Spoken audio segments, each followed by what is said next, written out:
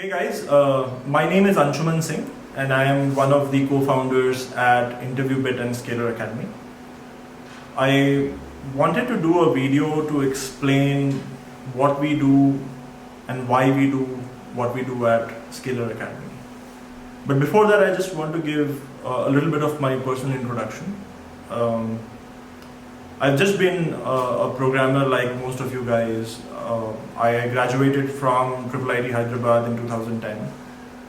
I was very passionate about competitive programming in my college days, and I was fortunate enough to have the chance to represent India in ACM-ICPC World Finals in 2008 and 2009. I'm actually very thankful that I got a chance to start my career with Facebook, where I was one of the founding team members for the messages and chat team. We actually built Messenger later on. I was also one of the landing members involved in setting up the Facebook London office, and I feel incredibly fortunate for that as well. All of these have actually taught me so many things in life, which, to be very honest, I wouldn't have learned anywhere else. In 2014, I left my job at Facebook. I returned back to India from US because I always felt that the tech education system in India needs a lot of improvement, and I wanted to do my bit to contribute to that. And it was with that vision that me and Abhimanyu, we both left our very comfortable jobs to start InterviewBit, which was a free platform for software engineers to come and practice on coding problems. We ran this platform, and this platform still continues to run, and it has been running for more than 5 years now. And what we realized with the InterviewBit platform was there were 3 kinds of users who came to the InterviewBit platform.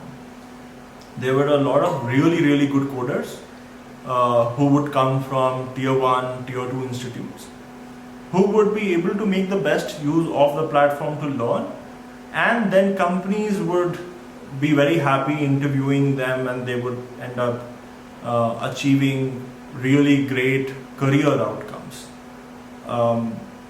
There were more than 10,000 referrals that have been done as part of InterviewBit to various companies all across. There is another set of users who would be from either a tier 1, tier 2 or tier 3 institute, but would be people who would struggle with the content. They wouldn't be as comfortable as some of the other guys who are very comfortable with coding. And what we realized was that there would be a big drop-off for these guys because they were struggling with the content and they were not as motivated as other people. Just to give you numbers, on InterviewBit we had about 10,000 people who would visit the site on a daily basis. These are not page views, these are unique number of users. Out of these 10,000, less than 1,000 people actually stuck around to solve more than a problem on a daily basis. That's like 90% drop. So it wasn't that people weren't hardworking, it's just that on an online platform where you don't have a person to guide you, they felt a little lost, and that's why they had to leave. There's a third category of people. People who we would see who would come from tier 3 institutes would even do well on the platform, but it was harder for them to get noticed by the employers. And over a period of time, obviously, like they ended up at really good employers, but they struggled momentarily. And all of this actually made a lot more sense in 2018 when Uber in India, they drove their entire campus hiring through InterviewBit, except for the top 5 IITs. And there we noticed some very interesting patterns. majority of the people that were selected were from really top-notch universities, but there was these three kids who were from tier 3 institutes. In fact, one of the institutes I had never even heard of, who got placed into Uber at a salary that paid more than 30 lakhs a year. I mean, which is a brilliant salary to start your career with in India. And then we got in touch with these guys just to understand what was so different. How did they? How were they so successful in their career? And one common thing, which is not a surprise, is like all of these guys were super self-motivated, best at what they do. But the other very common pattern that we found was that all of these guys, and this is, by the way, not just these three guys, but there were some other people who we had seen succeed from tier 3 institutes. All of these guys had some mentor. It might have been their elder brother or an elder cousin or a senior from the college who had been guiding them on the right path. One of the major problems that is in a lot of tier 3 and tier 2 universities today is that the guidance is usually in the wrong direction. So while people are super hardworking, everybody has aspirations, everybody has hopes, they put their efforts in not the right direction, which leads to people not succeeding as well in the career. Noticing all of this, we thought we could help these people, I mean majority of the people, by probably creating this community of really great software developers who can come and teach these students, because they are the ones who have gone through these journeys. So finding instructors who come from the best of the companies, they have been there, done that, they know what is important. Finding mentors who can guide students on a one-on-one basis, where somebody is completely vested in your success, is telling you regularly what to focus on, what not to focus on, maybe even taking mock interviews for you just to help you feel comfortable in what you do. And finding the best teaching assistants to help resolve your doubts whenever you're stuck, not letting you fall off anytime that you feel stuck. So we said maybe that is the next step in our learning journey, where we create this place where we have top-notch instructors, top-notch mentors, top-notch TAs to help our students study. Now the reality is that if you have to hire people and you ask them to work for free, people might do it for some time, but I mean they also have their expenses to run, and it's very hard to find and convince really top-notch people to work for free. So all of this comes at certain expense. We did some calculations back then.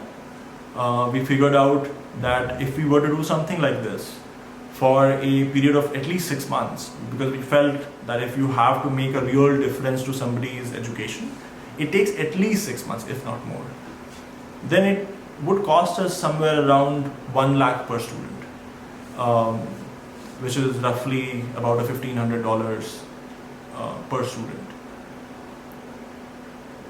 We said that we can launch a course which probably has a fees which is around 1 lakh per student. But what we also realized is, like, some of us do not come from very good economic backgrounds. There are people who can take loans, but the reality is a lot of us have already taken educational loans. And the bigger problem is that if at all there is a recession later on and you have a pending loan with you, it becomes even harder for you to pay back that loan. For example, what is happening right now, we are getting into a recession state. And if you have a lot of students who have taken loans, it just becomes more difficult for them. So we made a call that, hey, we will take that risk. We will take in students. We will invest in our students. We will take the risk of funding their education. and then these students can pay us back when they have earning capacity. And they pay us back so that we can teach more students. It's more of a pay it forward. Because if you don't pay us back, eventually as a company, we're going to shut down at some point of time because we are just paying out, we don't have enough funds to keep this running. So we did that in April 2019. We launched our first batch. And while we would have loved to take everybody, we did not have the capacity to teach 10,000 or 15,000 people at a time. So that's why we decided we have to somehow filter out 200, 300 people who would benefit out of this course. And the criteria for that we kept as people who one, need this course, two, have shown in the past that they are motivated and they want to come into the course for the right reasons. So for that, we actually started assessing them on the skills that they possess at the moment. And we have this entrance test. Post the entrance test, we selected the best 200 people who were part of the April batch, and journey began there. Now, we got people from all kinds of backgrounds. People who were from tier 1 colleges, tier 2 colleges, tier 3 colleges. Even within tier 3 colleges, we had some people who had background in competitive programming. And at the same time, there were so many people. Majority of the people did not have background in competitive programming. Some people who were already great coders and some people who were not so great coders. And that's why we actually split the batch into two parts, which go on a different pace depending on where you are currently in your phase of learning. Now that's how the journey of Scalar began. One thing the reason why I was discussing this journey is because I wanted to clarify that Scalar is, in our vision, a parallel university. We are building it as a learning institution, a center for excellence, doing the best job we can in teaching people. And that is why I want to stress that Scalar is not a recruitment agency. That means we don't just take in people and only rely on referring them. If we wanted to do that, we shouldn't be spending on getting the right instructors, getting the right mentors, getting the right TAs. We shouldn't even be teaching people. We should just focus on reference. In fact, on the student's end, if you're joining a program, not just Scalar, but be it any program, only for referrals, and you're going to pay 3 lakhs only for referrals, then that's a very stupid decision, because you can get referrals anywhere for free. And I understand that there are so many of us who come from this very humble backgrounds and not so secure backgrounds.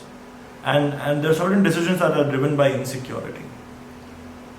But the ethos that drives us is that we want to create the center of excellence that produces rockstar engineers that go and do brilliantly wherever they go. And this has also happened, by the way. There are a bunch of people who joined through our referrals in Razorpay, Lido Learning, and a few other startups where they have gotten promoted within the first 3 to 6 months of their joining. I can't name those guys because within the employers there are certain NDAs. What Scalar is today, is Scalar relevant for you? Scalar is relevant for you if you believe that there is still scope for you to learn something. We believe that there are certain things that make you successful at a software engineering job. It is definitely great problem solving, great knowledge of data structures, algorithms, but also design principles, high level design, system design, Understanding computer science fundamentals, how operating systems work, how they work internally, networking, databases, how to design schemas there. And then actually applying all of that in building a software, understanding one tech stack, any tech stack that you understand in depth, and applying all of it to build a beautiful product. If you believe you already know all of that, then Scalar Academy is not the best place for you. Scalar Academy is for people who want to invest in long-term learning and long-term career growth. And we actually believe very rigorously in all of what I've said. All of us, everybody within the Scalar family, has given up on something or the other, has made sacrifices to be here, to be helping the tech education framework. I left my job at Facebook. My other co-founder, Abhimanyu, not a lot of people know this, but he went through personal hell because his dad was diagnosed with cancer, which went on for about a year, and he finally passed away. But he didn't let that affect his interaction with students. He always made sure he was always available for the students, even when he was going through hell. Tushar, he also left Facebook and took a huge pay cut to be with us, to be driving this. Utkarsh, he left Google Munich and took a pay cut to be here. Most of us, every single one of us has taken some or the other sacrifice to be here because we believe in this mission. We believe that India as a country has immense amount of youth capital. We have just so many youths who, if can be taught the right things, who if can be skilled in the right way, can build their own Silicon Valley, can build tons and tons of Flipkarts, tons and tons of Amazons and Googles for themselves. But fixing that is our responsibility because we are in a state where we've seen it. If somebody has to solve it, it has to be one of us who will go ahead and solve this. Now, I also want to talk about some of the preliminary results that we see. More than 400 people have already gotten jobs through Scalar Academy, but I want to talk about a few stories. There's a student called Ajitesh. He's from IEM Kolkata. He did not have a father, unfortunately, when he was growing up. He got his first computer when he was in class 6, which costed his family 15,000 rupees, which was a big expense at that point of time. But ever since then, he has loved programming, loved being near a computer, doing things on his computer. And it's that love for learning that drove him to Scalar Academy. And later on, he got referred to Amazon, and today he's working with Amazon as a software developer. And the list goes on. There is a person called Tanmay. He's a graduate from JP. Again, focus on learning, very, very heavy focus on learning. And then he got an offer from CleverTap and Lido Learning both, and ended up joining Lido Learning. There is another person that I was just on call with yesterday, Pradyuman. He comes from a college called BBD Lucknow. I'm also from Lucknow, so I know that college. And I understand that the infra for the college education system isn't ideal. Again, he focused on learning after joining Scalar Academy, and then got referred to Amazon, and today he's working with Amazon. And the list goes on. There's so many people that I keep talking to on a daily basis. As I said, there are more than 400 people. If you go on Scalar Academy success story page, you should be able to see almost 1 or 2 news stories almost every day. There are 60 people working in Amazon right now, 3 in Google. 7 in Microsoft, 5 in a company which is a large investment bank. So results are there. I mean, all of the sacrifices that we've made as a team, they seem to be in the right direction. And we're super proud of that. In general, our philosophy is that we want to be associated with our students and we want to be helping them for the entirety of their lifetime. We want to go over and beyond to help them achieve the right things in life. Which is why when we say if you're a Scalar alumni, the help, the support of the ecosystem, the mentorship, the referrals, everything is for lifetime. Very recently, just when the corona situation had begun, we had foreseen and estimated that there will be an impact on jobs. And one of the first things that we did is assured all of our students that, hey, there might be cases where you might be laid off, or the offer letter might be revoked. Even in those cases, we stand with you and will make sure we help you find another job. Those are all things that were not promised on day one, but these are things that you do if you care about somebody. These are things that you do for people that belong to your family. We continuously keep thinking about what else we could be doing for our students, which will make their lives better. In light of this corona situation, we estimate that there will be a few layoffs that will happen. And we have started actively exploring a layoff insurance with some of our partner companies so that we can provide financial assistance in case layoffs were to happen in certain cases. In general, the theme or the thought process almost every time is what can we do for members of our family. We believe to the core that we are one big family, and me and everyone at Scalar will do everything in our power to our last breath to make sure that our students achieve success in their lives. That is the ethos of Scalar. That is why we do what we do.